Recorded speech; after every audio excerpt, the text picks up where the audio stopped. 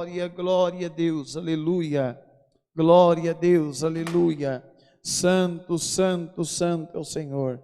Senhor nosso Deus e nosso eterno Pai, nós agora, Senhor, entramos em oração, Pai, junto com teu povo, Pai. Em primeiro lugar, pedimos, Senhor, perdoa-nos de todas as faltas, falhas, pecados cometidos. Senhor, vem de encontro, Pai, a necessidade do teu povo, Pai, vem de encontro a oração da tua serva, do teu servo, Pai.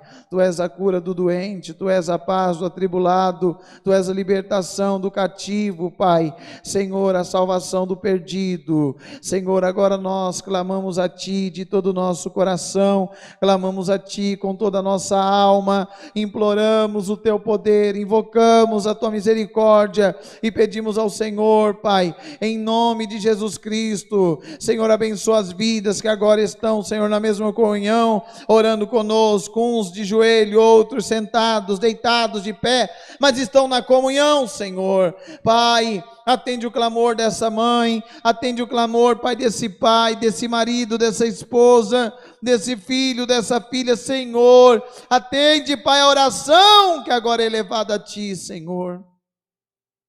Toma a direção deste culto, Pai.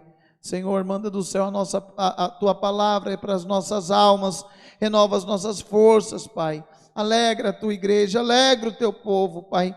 Entra no lugar, Senhor, aonde eu não posso ir. Vai, Senhor, no lugar mais longínquo agora, Pai.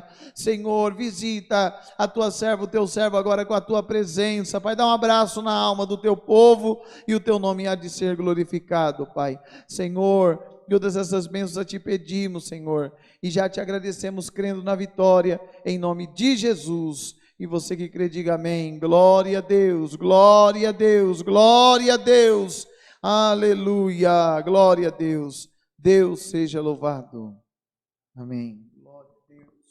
Aleluia.